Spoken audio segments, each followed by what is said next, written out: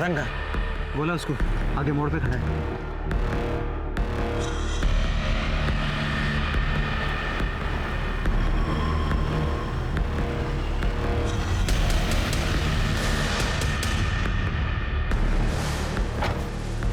Loaded है, पूरी भरी है भाई।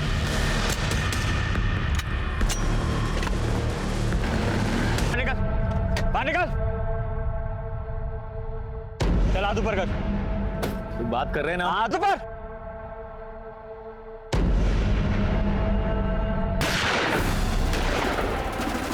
भैया, भैया, भैया, भैया। हटो हटो हटो, हटिए, हटिए आप लोग। जय हिंद सर। जय हिंद। सर सामने कुछ लोग एक दूसरे पर गोलियां चला रहे थे। मैं यहाँ ड्यूटी पर था।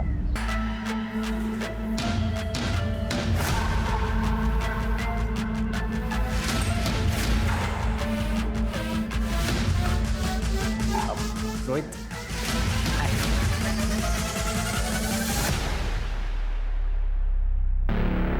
हाय। ये मेरी फ्रेंड है काजल। हाय काजल। हाय, मैं आपकी बहुत बड़ी फैन हूँ। Thank you so much. So Dheeraj, she is your normal friend और special friend?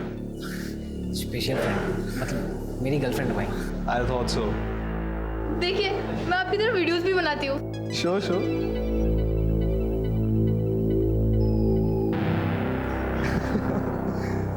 Good, good.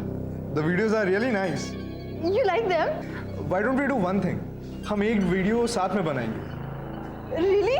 Yeah, I mean, you got real talent and we'll put net on fire.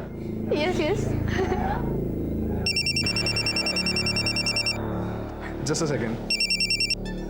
Hey, hi.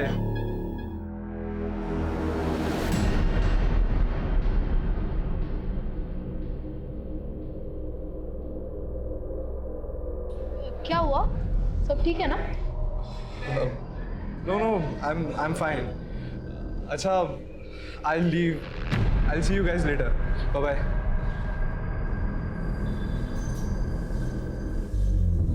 Sir लगता है फिर से gang war शुरू हो गया। बात कुछ समझ में नहीं आई। विवेक लो प्रोफाइल रहकर वारदात करने में माहिर था। अगर उसे चंदन को मारना ही होता तो इस तरह से खुलेआम पब्लिकली सबके सामने क्यों? मतलब वो किसी सुनसान जगह में चुपचाप करता, ऐसे तो कुछ तो गड़बड़ है। हाँ, एक काम करो, विवेक का फोन चेक करो। हाँ, पता करो कि उसकी किससे बातचीत हो रही थी, किसके साथ उठना बैठना था, आजकल रह कहाँ रहा था वो। 5 साल से गायब था वो, अभी कहाँ रह रहा था वो? शायद वहाँ पे कुछ सुराग मिल जाए। तब तक मैं उनके बाप से मिल के आता हूँ। सर, इन लोगों का बाप कौन है? सरताज।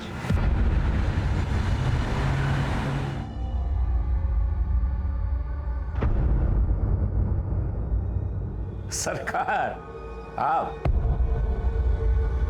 मुझे लगा ही था आप ही होंगे। अच्छा, भविष्यवाणी करने की दुकान खोल रखी है क्या? नोएडा में इतना बड़ा कांड हो गया,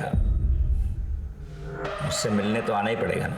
मतलब खबर थी, यानी कि कांड तुमने करवाया? देखो सर, इस कांड में मेरा कोई हाथ नहीं है।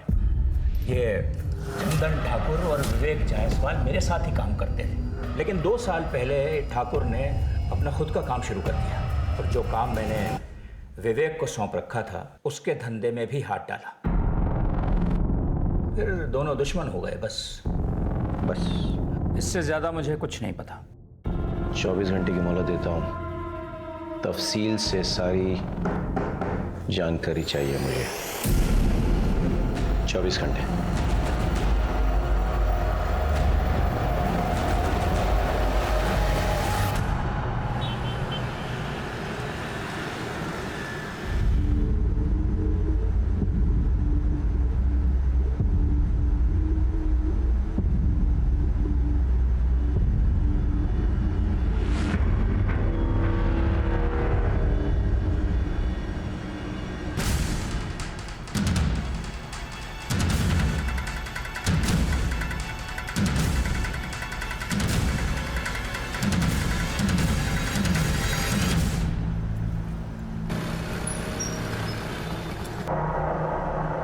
यहाँ क्या छुपा रहा है? कोई सरप्राइज है? ये कुछ नहीं। तू मेरे अलावा किसी और से डेट कर रहा है ना? उसी के लिए लेना है गिफ्ट? दिखा, तू पागल हो गई है क्या? तो दिक्कत क्या है? दिखा ना। काजल ने कहा ना ऐसा कुछ नहीं है मेरे पास।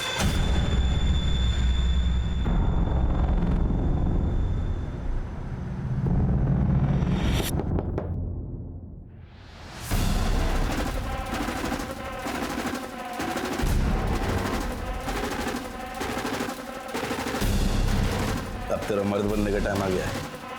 तो पकड़। अरे मर्दानगी मुबारक हो।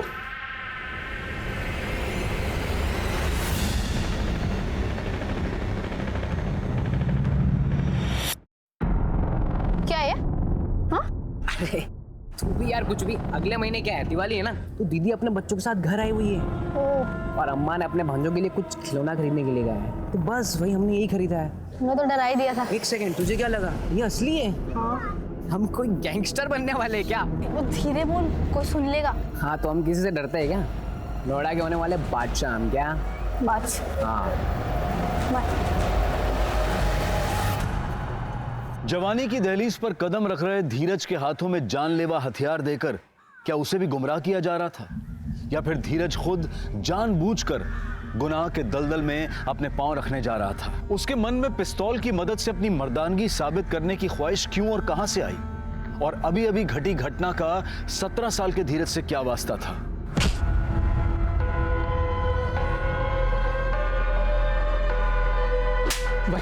भाई मुझे माफ कर दो भाई, दोबारा मैं नहीं करूंगा भाई, मुझे माफ। भाई मैं दोबारा नहीं करूंगा भाई, प्लीज भाई, प्लीज भाई।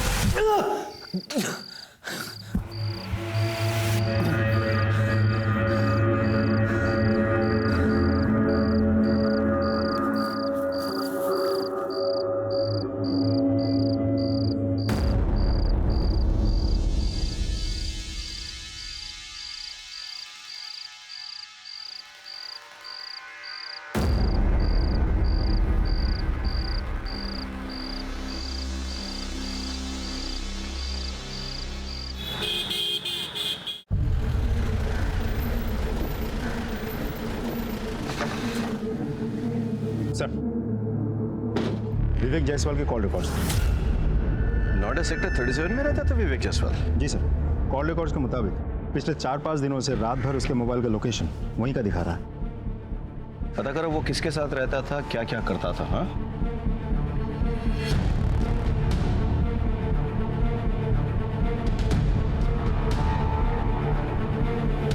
इस घर में जो आदमी रहता था उसके साथ कोई और भी रहता था? हाँ साहब, उनकी बीवी रहती थी, उनसे ज़्यादा बातचीत नहीं थी हमारी। और दोनों के अलावा किसी और के भी आना जाना था? हाँ साहब, एक आदमी आता था। एक दिन मैं मार्केट जा रही थी तो उस आदमी के साथ में जाता हुआ मैंने देखा।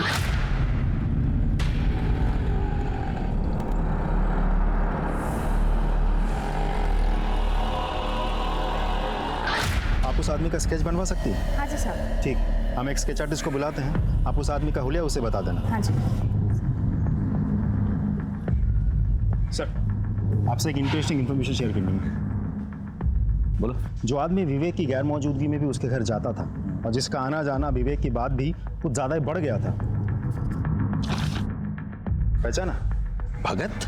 ये तो विवेक का राइट हैंड मैन है। सब इसे पैरोल मिली थी और ये भाग गया था। इंटरेस्टिंग। भगत। एक मिनट।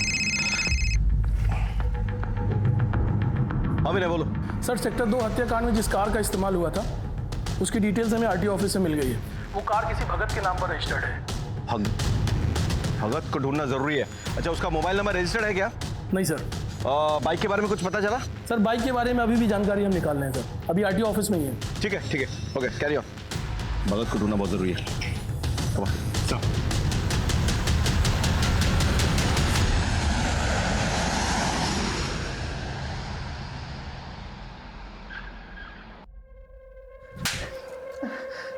ये सब हुआ कैसे और तू कहां मर गया था तब? माफ करते दीदी। देख भगत, माफी तुझे सिर्फ तब मिलेगी जब ये पूरे का पूरा केस बिना सबूत के सॉर्ट आउट हो जाएगा।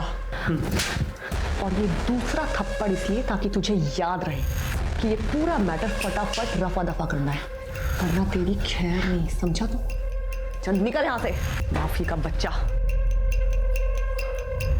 मैं गोवा रिटर्न जा रही हूँ, एक फ्लाइट की टिकट कराओ फटाफट। सर, सेक्टर 2 हत्याकांड में जिस बाइक का इस्तेमाल हुआ था उसकी डिटेल्स मिल गई हैं। एक मुकेश नाम का बंदा है सर, बाइक उसी के नाम रजिस्टर्ड है। मुकेश को बाहर बिठा कर रखा है। भेजिए उनको। सर।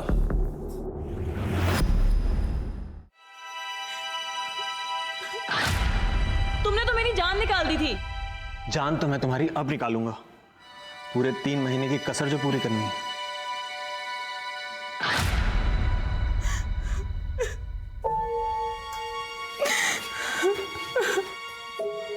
भाभी, खाना खा लीजिए भाभी। अरे ऐसा कब तक चलता रहेगा?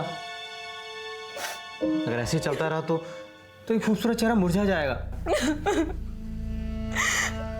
अब किसके लिए अपनी खूबसूरती बचा कर रखूं? जिसके लिए सजती संवरती थी वो तो हमेशा के लिए छिन गया मेरे से। सर ये मुकेश और ये सुरेश है सर, ये दोनों फोटो स्टेट की दुकान चलाते हैं। इन्हें सेक्टर 2 वाले हत्याकांड का वीडियो दिखा।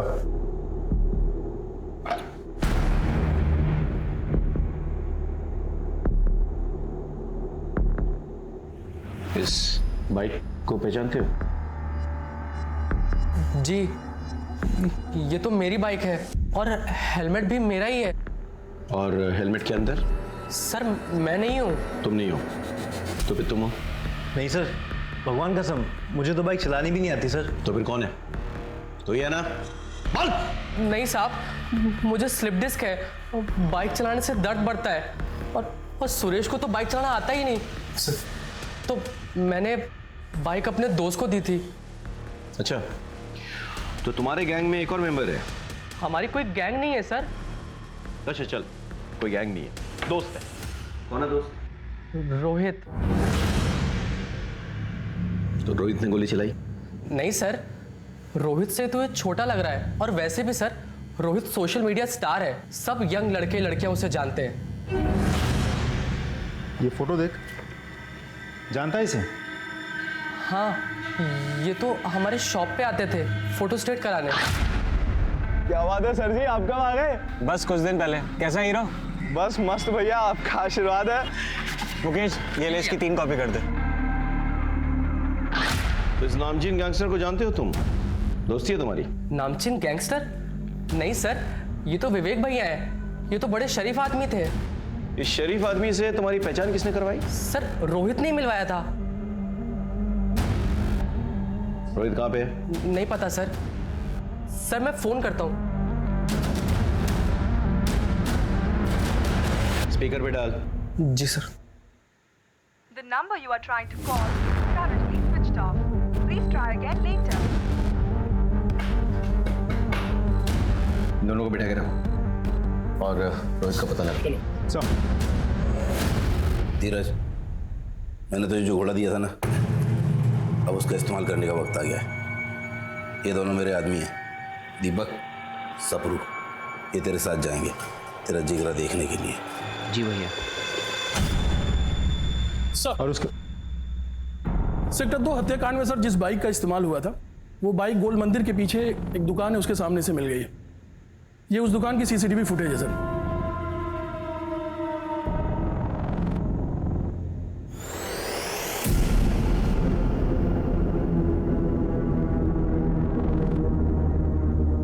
आसपास पता लगाओ किस तरफ निकले। इस आदमी को देखा है? हाँ सर, ये आदमी यहाँ पर आया था, मुझे लेके वहाँ से एक बंगले में गया, वहाँ से एक मैडम लिए, सेक्टर नंबर 10 में लोग को छोड़ा मैं। तुम्हें इतना सब कुछ कैसे याद है? सर वो मैडम बहुत रो रही थी, इसीलिए मुझे याद है। अभिषेक,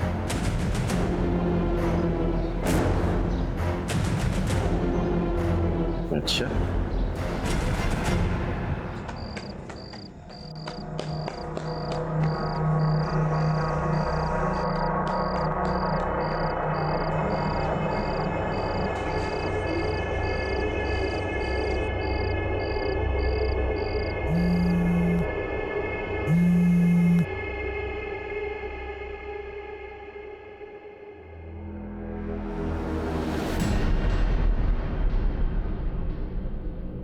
hello, okay okay, no problem, मैं अभी आती हूँ। हाँ हेलो अंकल, वो आपकी दुकान पे ना मेरी पर्स रह गई है, घर की चाबी भी उसी में है। माँ जगराते गई है, घर देर से लौटेगी। अब घर कैसे जाऊँ समझ ही नहीं आ रहा। नहीं, आपको यहाँ आने की कोई ज़रूरत नहीं है। मैं आती हूँ ना, मैं आपके घर आके दुकान की चाबी ले लूँगी, दुकान से अपनी पर्स लेके आपको चाबी लौटा दूँगी। हाँ, ओके, थैंक यू अंकल। मासूम काजल घर पे होने के बावजूद झूठ बोल रही थी। क्या वो इस केस से जुड़ी किसी बात को छुपा रही थी या किसी नए अपराध का खुद शिकार बन रही थी? मामला दिन ब दिन बिगड़ता जा रहा था। रागनी, अरे तू मुझे बहुत भाती है रे। अरे तेरा विवेक तो चला गया ना इस दुनिया से। अब कहाँ दर दर की ठोकर खाएगी। हाँ कर दे, रानी बना के रखूंगा, खुश रखूंगा तुझे। हाँ तो कह दे।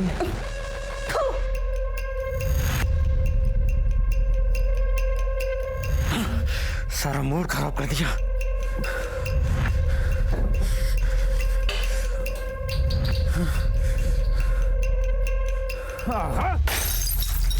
दो पैक मार कर आता हूं, फिर तुझसे प्यार करता हूं जी भर के।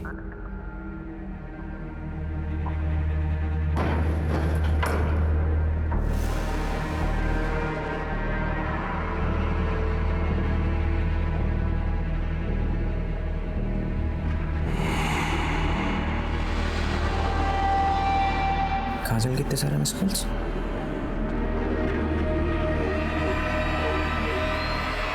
हाँ काजल,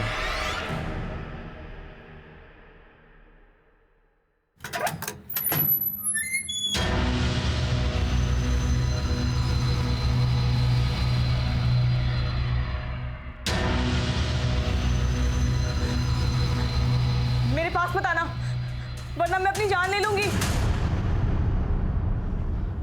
चलो खोलो।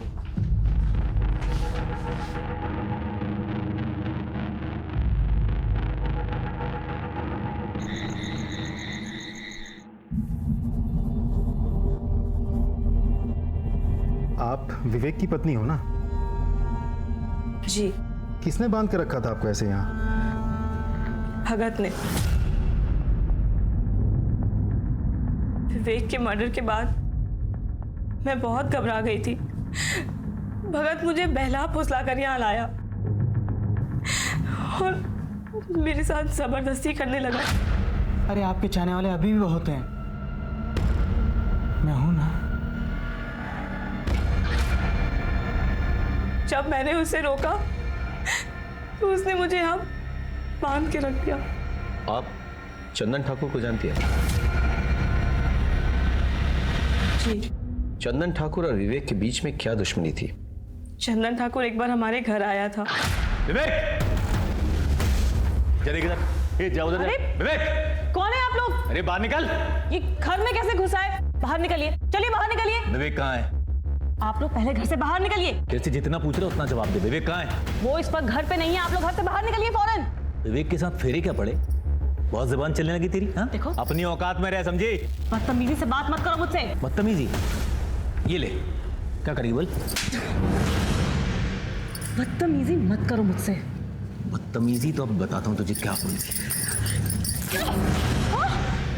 इसे कहते हैं बदतमीजी, समझी? और विवेक आया तो कह देना कि तेरे तो कपड़े फाड़े हैं, उसे पूरा चीर दूंगा, समझी? जब मैंने विवेक को सारी बातें बताई तो विवेक चंदन पे बहुत गुस्सा हुए थे। चंदन ठाकुर ने तेरे साथ बदतमीजी की है ना, उसे मैं तेरे सामने घसीट कर लेकर आऊंगा। तेरे पैरों पे गिर के वो नाक रगड़ के माफी मांगेगा। विवेक मुझसे बहुत प्यार करते थे। वो तो बस यही चाहते थे कि चंदन को मेरे सामने लेकर आए। चिंता मत करो, चंदन का मर्डर करके मैं एक और गैंग वॉर नहीं शुरू करूंगा, लेकिन उसको उसके किए की सजा मिलनी चाहिए, तभी मेरे मन को शांति मिलेगी। तुम सच कह रहे हो ना? तुम्हारी कसम। I'm pregnant। क्या? ये बात तुमने मुझे पहले क्यों नहीं बताई? मैं बस यूं गया और यूं आया। तुम फिक्र मत करो, चंदन ठाकुर पहले तुमसे माफी मांगेगा, फिर हम सेलिब्रेट करेंगे।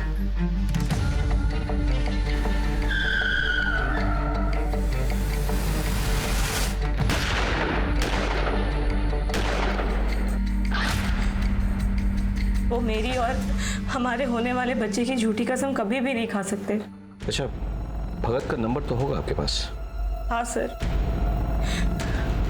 पर भगत ने अपना और मेरा फोन और सिम दोनों ही डिस्ट्रॉय कर दिया विवेक के मर्डर के बाद। विवेक चंदन को नहीं मारना चाहता था। विवेक ने हवा में फायर किया, करेक्ट? लेकिन विवेक को गोली लगी। भैया!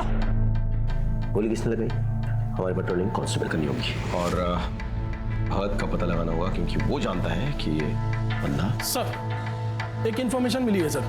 रोहित ने अपना फोन थोड़ी देर के लिए स्विच ऑन करके किसी काजल नाम की लड़की को फोन किया और उसके बाद से उसका मोबाइल स्विच ऑफ हो गया। कहाँ रहती है काजल? रोहित तो सोशल मीडिया स्टार है।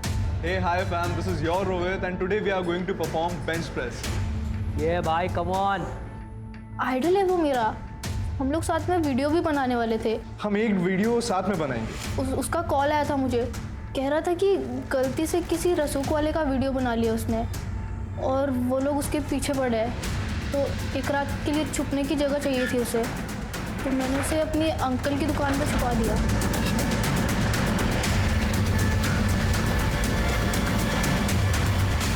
कौन से? ये दुकान है। शटर खोलो।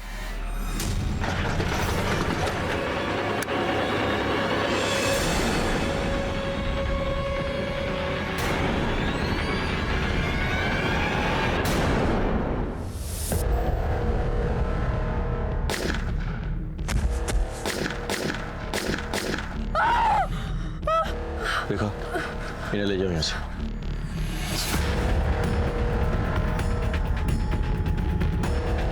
गोली दागी गई है, बहुत बेरहमी से मारा है। केस तो उलझ गया अभिषेक।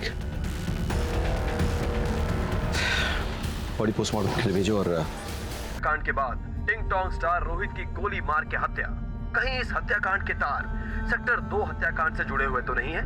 सड़क पर हुए हत्याकांड की तहकीकात चल ही रही थी कि उसी केस से जुड़ी रोहित की हत्या ने इस पेचीदा केस को और भी उलझा दिया। किसी की जान लेने के लिए एक गोली भी काफी होती है, लेकिन जब गोलियों की बौछार करके किसी की हत्या की जाए तो इसका मतलब होता है कि मारने वाला या तो कुछ साबित करना चाहता है या फिर वो अपनी गहरी नफरत का इजहार कर रहा है। इस केस में वाकई हुआ क्या था, आइए देखते हैं। सर, सेक्टर 2 शूटआउट में भगत शामिल था। रागिनी को बंधक भी भगत नहीं बनाया था। सर, मुझे तो लगता है रोहित का मर्डर भी भगत नहीं किया होगा। भगत क्यों रोहित को मारना चाहेगा? सर, भगत रोहित की बाइक लेके गया था। मेरी बाइक ले जाओ ना, हेलमेट भी है उस पे। ये लो चाबी। तो हो सकता है रोहित के पास भगत के बारे में कुछ ज्यादा ही जानकारी थी, जो आगे चल के भगत के लिए खतरनाक साबित हो सकता था। भगत वैसे भी हमसे भाग ही रहा था, हमारे रडार पे था वो। हम कैसे भी करके अगर रोहित तक पहुंच जाते तो शायद रोहित भगत के बारे में सारी जानकारी हमें दे देता और भगत का गेम ओवर हो जाता। अच्छा, ये सेक्टर 2 शूटआउट में जो कांस्टेबल इन्वॉल्व था वो कब आ रहा मिलने? सर, वो कल सुबह पुलिस स्टेशन आ रहा। सर, चंदन ठाकुर ने मुझे 2 लाख रुपए देने का वादा किया कि जब विवेक उसे किडनैप करने आएगा तो मैं उसे मार दूं। और सर, जब वो विवेक उसे किडनैप करने आया, उसने पहले हवा में फायर किया और मैंने मौका पाते ही विवेक पे गोलियां दाग दी भैया, और ऑन द स्पॉट मर गया। मगर ये मदन गड़बड़ कर गया, इसने डर के मारे चंदन पे गोलियां चला दी सर, और वो भी वहीं मर गया। मुझे मेरे पैसे तो नहीं मिले सर, अब मेरी नौकरी भी जाएगी सर। प्लीज सर, गलती होगी सर। क्या इस प्लान में विवेक की पत्नी शामिल थी? और इसका list sir, please sir, forgive me sir. Ragini ji, जब भगत आपको यहाँ से ले गया और बंधक बना के रखा, तब उसकी बातों या चाल से आपको कुछ अंदाजा हुआ कि वो कहाँ जाने वाला था, किससे मिलने वाला था, क्या करने वाला था? जी नहीं। याद कीजिए रागिनी जी, प्लीज। जाने से पहले आखिरी बार उसने आपसे क्या कहा था? यही कि मैं 2 पैक मार कर आता हूँ, फिर तुझसे प्यार करता हूँ जी भर के। सर,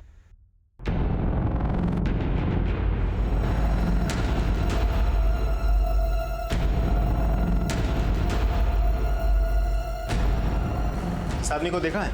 हाँ सर, आया था 1-2 दिन पहले। सर जब लास्ट टाइम आया था तो बैग मारा और फिर यहाँ से चला गया। फिर वापस सर आया तो बोला कि मोबाइल मेरा खो गया, अर्जेंट कॉल करनी है। फिर मेरे ही सर मोबाइल से कॉल किया और एक गाड़ी आई, फिर उसमें बैठ कर चला गया। कौन से नंबर पे फ़ोन किया था? और एक्चुअली क्या है कि नंबर तो बहुत आते रहते हैं, नंबर याद नहीं है। ध्यान से देखिए, क्या पता नंबर मिल जाए। तो सॉरी, डिलीट हो गया सर। कोई बात नहीं, मुझे आपका नंबर मिल सकता है? Sure sir.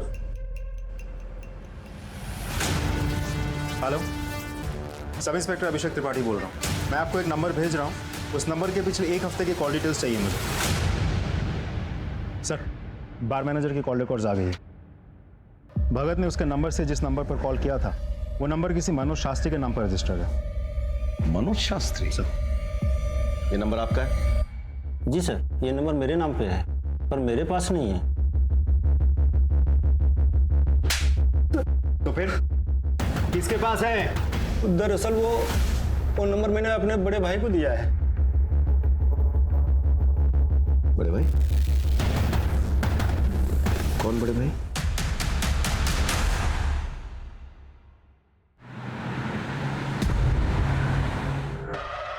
ग्रेटर नोएडा के पास जो गोडाउन्स हैं उसमें गोडाउन नंबर 3 के पीछे एक छोटी सी रोड जाती है, वहाँ आगे जाके लेफ्ट में एक छोटा सा मकान है।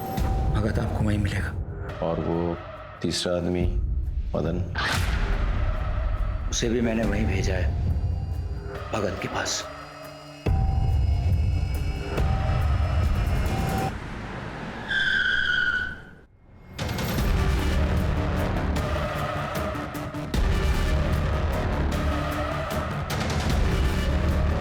ए भगत, पुलिस! सर वो रहे। विभाग! रुक रुक रुक रुक रुक। रुक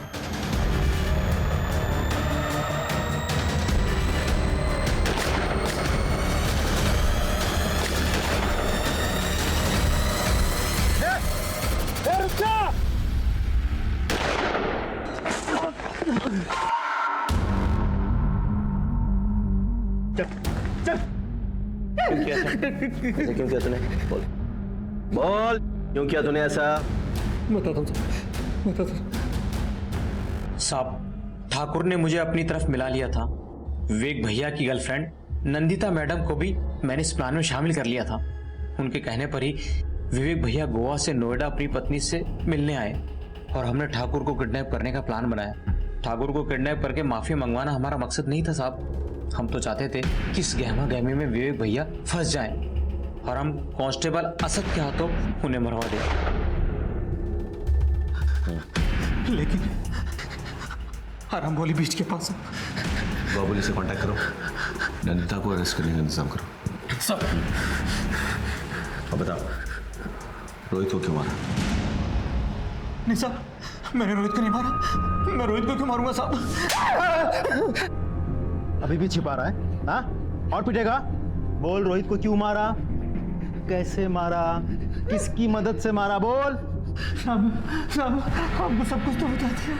अगर मैं रोहित को मारता तो वो भी बता देता ना साहब।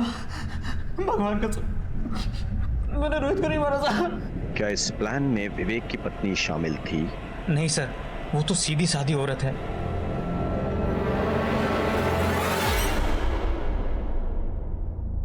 मुझे तो लगा था कि विवेक सिर्फ मुझसे प्यार करते हैं, लेकिन वो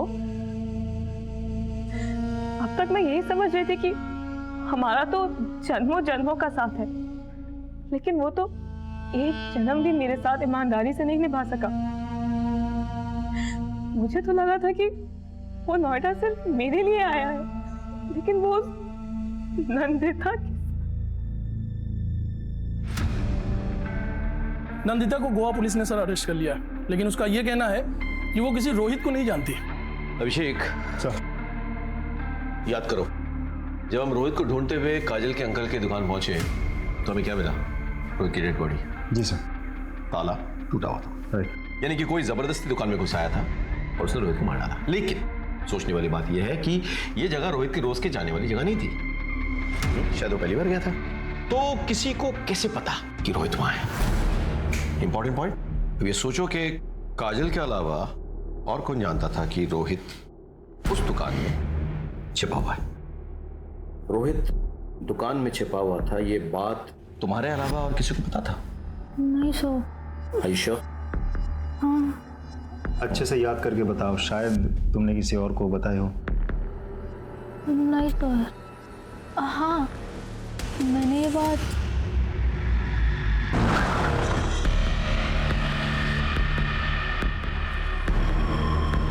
धीरज, तुमसे कुछ पूछताछ करनी है हमें। काजल,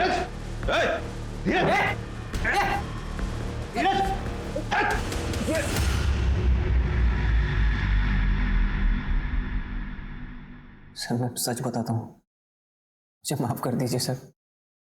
मैं बस दबंग बनना चाहता था। क्यों? क्योंकि गली मोहल्ले में आते जाते लोग मुझे परेशान करते थे सर, मेरा मजाक उड़ाते थे, मुझे मारते थे सर, पर मैं कुछ नहीं कर पाता था। फिर मैंने एक दिन मनदीप भैया को देखा, लोगों ने सलाम दुआ कर रहे थे, उनके पैर छू रहे थे। मैंने सोचा मुझे भी ऐसी इज्जत चाहिए, इसलिए मैंने उनसे दोस्ती कर ली। अपनी काबिलियत और मर्दानगी साबित करने के लिए उन्होंने मुझे रोहित को मारने का काम दिया। इसे जानता है? नहीं भैया। इसे मारना है, इसे ढूंढ और जैसे ही दिखे मुझे खबर कर। इत्तेफाक से रोहित को मेरी गर्लफ्रेंड काजल ने उसके अंकल की दुकान पर छुपा कर रखा था। धीरज, पता है आज क्या हुआ? क्या हुआ? वो सोशल मीडिया स्टार है ना रोहित, तुम्हारा दोस्त, उसका कॉल आया था मुझसे हेल्प मांग रहा था। उसे ना एक रात के लिए छिपने की जगह चाहिए थी, मैंने उसे छिपा दिया अपनी अंकल की दुकान पे। मैं गया वहां पे, मैंने दुकान का ताला तोड़ दिया। धीरज तू? और मैंने रोहित को गोलियों से मार दी। ये क्या? उसने मुझसे 30 लाख रुपए लिए थे साहब, और अपने किसी दोस्त के नाम पर प्रॉपर्टी में इन्वेस्ट किया। वहां उसका पैसा डूब गया, और जब मैंने उससे अपना पैसा मांगा साहब मुकर गया साहब। वो साहब, इसके लिए मैंने रोहित को धमकी दी। तो रोहित ने सरताज भाई और विवेक से प्रोटेक्शन लिया, लेकिन मैं घात लगाए बैठा हुआ था। शूट आउट में विवेक की मौत हुई, फिर उसे बचाने वाला कोई नहीं था साहब। और धीरज भी काफी दिनों से मेरे पीछे पड़ा हुआ था कि मुझे दबंग बनना है। मैंने सोचा कि जब पराई लाठी से सांप मरता है तो अपनी लाठी का इस्तेमाल करने की क्या जरूरत। तब मैंने धीरज को बोल दिया कि तू मार दे रोहित को। तुझे तो मैं ऐसी सजा दिलवाऊंगा, कोई भी कमीना कभी भी मासूमों को अपराध के राह पर डालने से पहले 10 बार सोचेगा।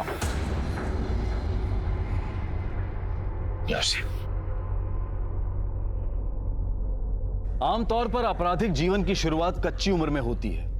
फिल्मों और दूसरे माध्यमों में जिस तरह से दबंग, डॉन्स और गैंगस्टर्स को ग्लैमरस रूप में परोसा जाता है, उसका गहरा असर कच्ची उम्र के बच्चों पर पड़ता है। धीरज के साथ भी यही हुआ था। काश उसकी मां अपने लाडले की चाल ढाल में आए बदलाव को समझकर उसे रोक पाती, तो आज धीरज गुनहगार नहीं बनता। वहीं दूसरी तरफ सोशल मीडिया स्टार रोहित ने पहले तो पेशेवर अपराधियों से 30 लाख रुपए लिए, और जब उसे लौटाने का मौका आया तो उसने एक दूसरे बड़े डॉन से लेनदारों के खिलाफ प्रोटेक्शन ले लिया, बिना ये सोचे समझे कि ये गैंगस्टर्स और ये सो कॉल्ड डॉन्स जब खुद अपने आप को हमेशा के लिए कानून से नहीं बचाकर रख सकते हैं तो किसी और की सुरक्षा क्या करेंगे। और अंत में वही हुआ।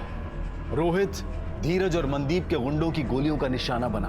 अपने घरों में अपने बच्चों की संगत पर नजर रखें, उनके चाल चलन में आ रहे बदलाव को अनदेखा ना करें, और अपने घर में, अपने समाज में ऐसा वातावरण बनाएं कि इनकी अगली पीढ़ी के आदर्श वाकई में आदर्श व्यक्ति। अब मैं अनूप सोनी आपसे विदा लेता हूं, फिर मुलाकात होगी क्राइम पेट्रोल सतर्क के ब्लैक हेडलाइंस अध्याय में एक और नए केस के साथ। और याद रखें, क्राइम और आपके बीच में सिर्फ इतना फर्क है कि आप कितने सतर्क हैं। सतर्क रहें, सुरक्षित रहें। जय हिंद।